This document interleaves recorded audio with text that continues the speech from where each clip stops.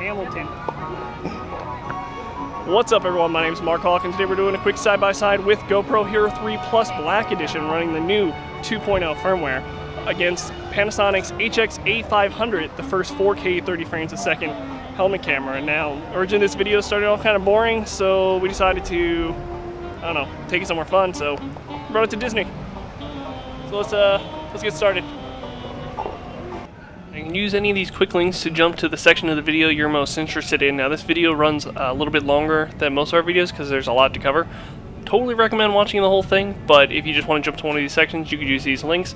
We also have a 60 frames per second version up, but it doesn't cover everything like 4K and night because those things don't really use 60 frames per second.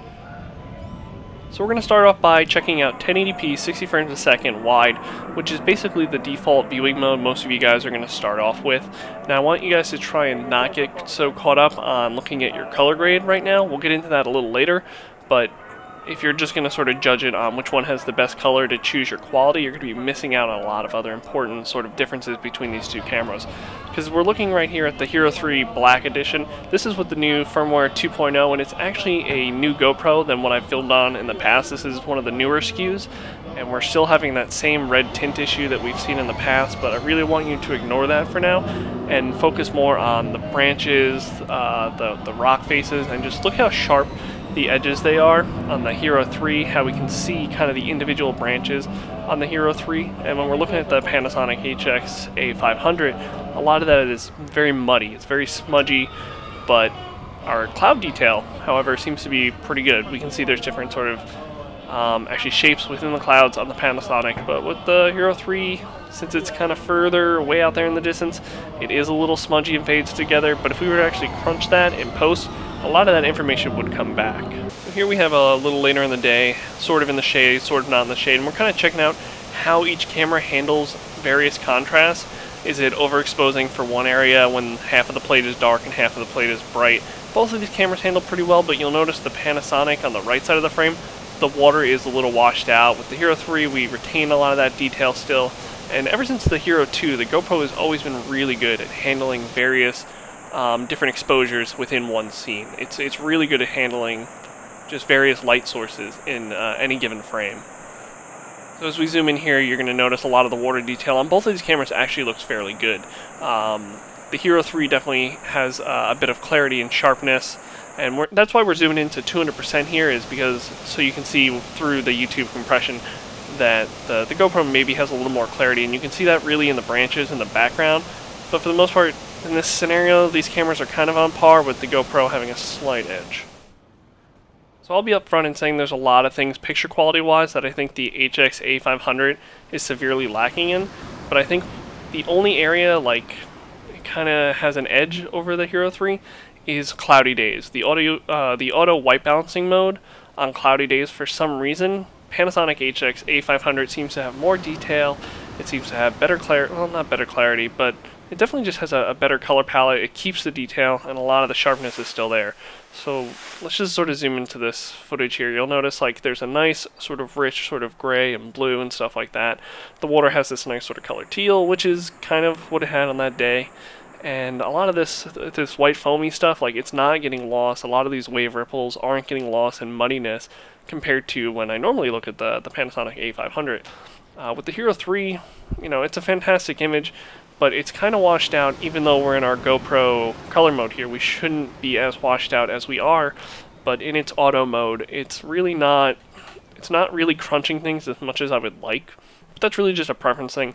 The nice thing about the Hero3 is with a lot of its color modes, you can easily bring it into their free software afterwards and just crunch it down a little bit if you don't like it. But you know, if you're looking at these water foamy pits, we're not really losing anything on the Panasonic HX-A500. You can argue that guy's a little sharper, but for the most part, these aren't too far away. And probably over my voice, I'm having a hard time hearing it. But the audio on the Panasonic is terrible. Like, god-awful. We'll get into that later. Not too much to cover here that we haven't already covered on these beach scenes. Again, just take a look at the contrast on the Panasonic compared to the GoPro, but take a look at the clarity. You can kind of argue that you can see the sand better on the left, and that's kind of true, but you know, you notice as we zoom into 200% here, both of them are kind of a a little muddy and stuff like that. It's really not apparent here in the HX-A500, but it has this weird grain issue, especially when we bump it up to 4K and we go into some of the images later, but just keep an eye on those big patchy areas of very flat colors.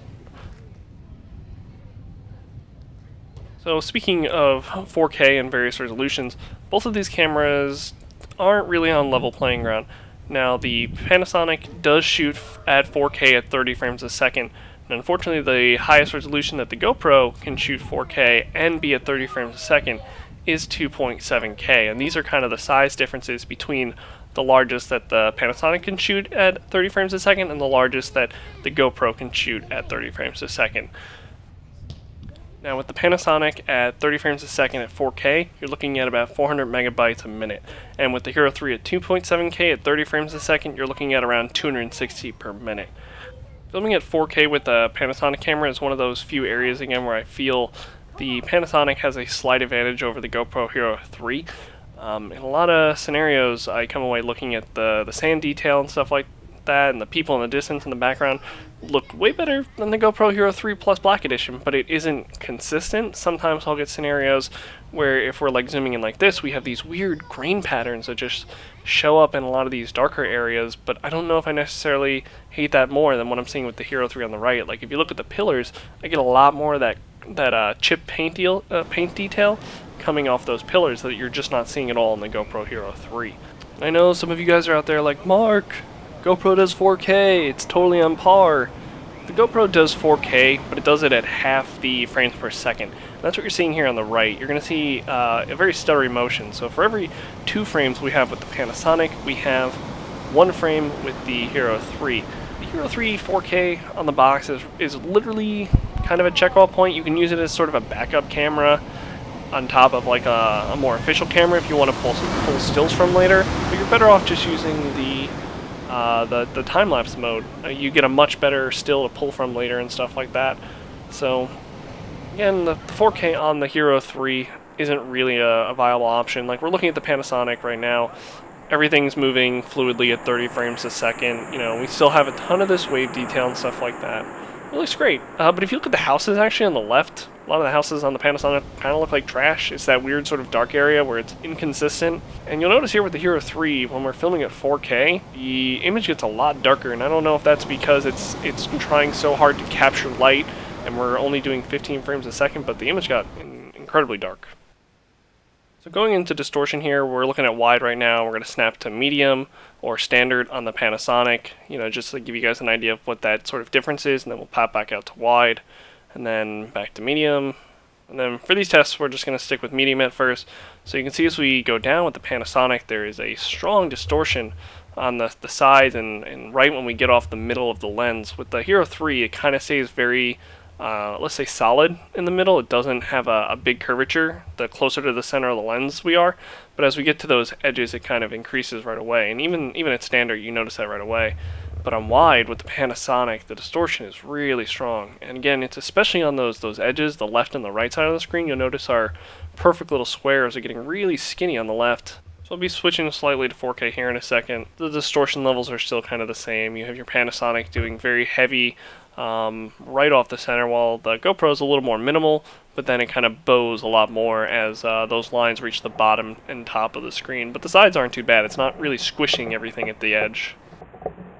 So to give everyone a heads up, our next section is our audio section, and we're going to use a lot of our sound tests using EDM, electronic dance music. So if you're not really into that, you might want to turn the speakers down. But take a close look at sort of the side-by-side comparisons and just take a look at the color differences between these two cameras. What's up, man? Tea Party. How you guys feeling out there? Party people, my name is Adam Albert.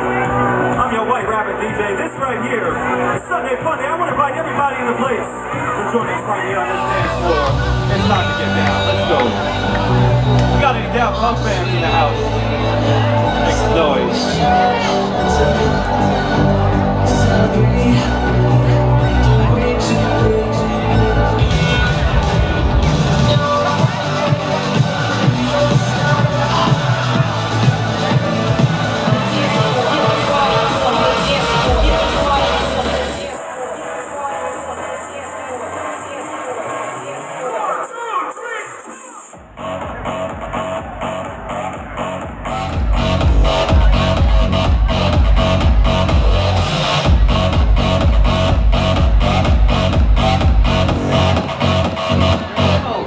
I've learned the code.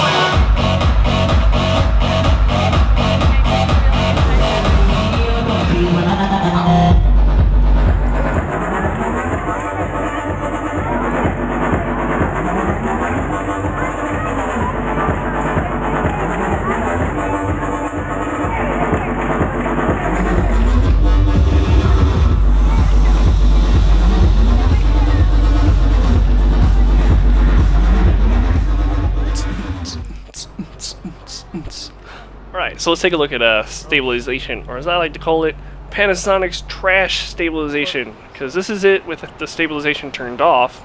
Pretty decent image in this low light condition. And let's turn stabilization on. Ah, it's terrible, and it's not even stabilizing. It's so bad. Ah, but you're probably like, ah, Mark, you're jogging. Of course the stabilization's bad. It's meant for smoother, slower images. Guess what? It's not. It's still trash. So I'll do this nice pan on my red car, not orange car, and you'll notice it's still trash. Trash. So we're going to take a look at the photos here. So your Panasonic is going to give you a giant image, and your GoPro is going to give you a giant image. The big difference here is the Panasonic is shooting a 16:9 image, and your GoPro is shooting a 4:3. And what that's allowing us is to get extra information at the top and the bottom. So basically, I think the Panasonic is 10 megabytes, and then the GoPro is 12 megabytes. But it doesn't really matter. You're getting a giant image. What does matter is with the Panasonic's photos, terrible grain issues. I mean, with the GoPro, you still have those soft, muddy image issues that you were having before, but the grain issues are just god-awful in the Panasonic HX-A500. Like, you can see it here on the pillar in the sand. It looks nothing like the 4K video we shot earlier. The 4K video actually has better results, and especially in this shot here. Like, you look at the sky on the left in the Panasonic, it's really bad, but you're starting to see some issues with the Panasonic just even in the land area compared to the GoPro. So just similar to the Panasonic's audio, it's super subpar compared to what it's doing with the 4K and 1080p. Like, the audio was really poor and the photo quality is really poor, and there's also no time-lapse mode on the Panasonic camera, and then you add on the fact that there's no tripod mount on the base unit of the Panasonic device. So even though you can mount the camera much easier this time around, that base unit, you kind of had to duct tape or Velcro onto anything you're kind of attaching it to. And if you look at this photo, man, you could just see that the image on the right has what looks to be like people, and on the image on the left, they look like a grainy post-apocalyptic wasteland. It's terrible. We'll briefly go into low light here before we go into night, and like before, and since the Hero 2, the GoPro is really good at just sort of covering everything in like various exposure ranges. So, you know, everything in the foreground here, we have a lot of information to play around with if we want to color correct it. Everything on the Panasonic is just crunched. Even in the sky, the Panasonic is just blooming out all that sky detail. Like, if we ever wanted to bring any of that back later, it's going to be hard and near impossible. At least with the GoPro, if we want to bring down the sky and show some of that more cloud detail, make it sharper, make it look like a nice Instagram photo, or just color correct it in some way, we can do that. We can't really do that in the Panasonic. A lot of that information is just lost, and it's a shame. And here's a really good way you can see the sort of side distortion. You can see my head on the left kind of looks like a giant pencil, or a long giant neck. It's terrible. Well, I have a long giant neck, but the neck just seems to extend into the head. It's very unattractive. But if we switch over to the GoPro here, my head maintains a more regular shape. So it's a little more, it doesn't feel as squished, and the distortion is just not as bad. And again, we have all this information. This is a really nice shot. It's like one of those kind of B-roll shots you get and you make, and make sure it makes its way into your edit. The background audio also sounds good. We get that nice little flute. I don't really know instruments. You had something. Anyway, let's go into nighttime footage. So there's a lot of different areas we can cover with the GoPro Hero 3. There's actually a lot of different color modes to go over. So we're going to go over that first. So with the firmware 2.0, you actually have a lot more options. Now, if you didn't have firmware 2.0 or you never mess with your settings, this is generally what it looks like. You have the GoPro color grade on, and you have the ISO set to 6400 by default. And before the last firmware patch, that's all you had. you can go into flat logarithmic footage, but with firmware 2.0, you can now tell the ISO, hey, don't go above 1200, and what that's going to do is it's going to greatly reduce that grain, but it's also going to make your image much darker. Now, some people have been like, oh, well, you should just film in flat mode because it makes the image much brighter. And that's true, but the nice thing about GoPro color grade is it's actually trying to reduce some of that grain. It's kind of doing an automatic grain reduce. So when we take that off, we have a tremendous amount of grain. Like, our image is brighter, but this image looks kind of like trash. So what I like to do is I like to film in flat mode, but then turn the ISO down to 1200. Now, our image here is a little green, but I still have a lot of the information here. Like, I have a lot more. Nothing's really crunched. I don't have a ton of grain. I'm going to be able to get a lot of information out of this photo. So these are the settings I would use to kind of be able to make this image look how I want to look later, to hopefully capture license plates if I'm using this as a security camera. It's kind of like the best of two worlds that I can come up with. Less likely to have motion blur, less likely to have a ton of grain, less likely to look like trash, and then I can just color correct it. Things aren't super crunched or anything like that. Panasonic offers a night mode, and it looks really great at first, especially with landscape shots. However, what it's doing is it's basically slowing down the shutter speed to collect more light, and what that's doing is that's introducing a lot of motion blur. So while this looks like it would be perfect, it's not going to be perfect if you're using this camera as a security camera hoping to get like license plates when you're riding home. Now, if we did leave everything at default, whether we're on firmware 1 or 2, the GoPro color grade is going to look like this. It's going to be the ISO 6400. The weird thing with the Panasonic is how it's handling the color grade. That scene on the left is nowhere near teal in real life, so I don't really know how it's getting that color. But the GoPro does something similar to this, where whatever it starts filming at, it kind of picks a color grade adjustment and goes from there. Like, if we're looking at these images side by side, when I stop the camera and then start it back on again, the GoPro actually will change a little bit. But you'll notice if you kept these at the default settings, if you liked it from the last shot, your GoPro is going to have a lot more grain than the Panasonic by default. And both of these images, really in low light, kind of suck. They're really not the best. So like with the Panasonic, you're going to have a lot of sort of muddy edges, and it's not going to be crisp, and neither is the GoPro either, really. It kind of comes down to preference on which one you prefer for low light. The nice thing with the GoPro is you do have some more options. It's just none of them are ideal. There are better cameras out there. If you find yourself in a lot of low light situations, would probably say you should lean more towards the Sony AS100. That camera is great for low light. Panasonic does have, again, that night mode, which when we enable it, kind of looks really good for landscape images. But you know, if you're doing something that's action heavy, if you're moving the camera around a lot, you look at those cars, they're just sort of streaking by. You can kind of imagine what it's going to be like when you turn night mode on and you're night skiing. It's gonna look stroby. It's going to be a mess. So as we wrap things up, a little behind the scenes details. This is the most expensive side-by-side video I've done by far. So I had to buy the Panasonic HX-A500, which is super expensive, same price as the Hero3 Black, but what didn't make this video any cheaper was getting my GoPro Hero3 Black into the Pacific Ocean without a waterproof case. So plus is the Panasonic can survive splash damage, Hero3 didn't, so I had to go out and buy another one to finish this test, and that was a real bummer. However, you guys can always help me by sharing this video, liking, leaving comments. That gives me more exposure and helps me recoup some of the costs I put into these videos. YouTube is starting some new tip jar. Maybe that'll show up at the end of this video. I don't know. So, anyway, if you guys have any questions, leave them in the comments section below. That's the fastest way I'll respond to anything you guys send me. You can also shoot me an email at markhawkcam@gmail.com. And I haven't plugged it in a while, but we also have reddit.com/r/helmet cameras.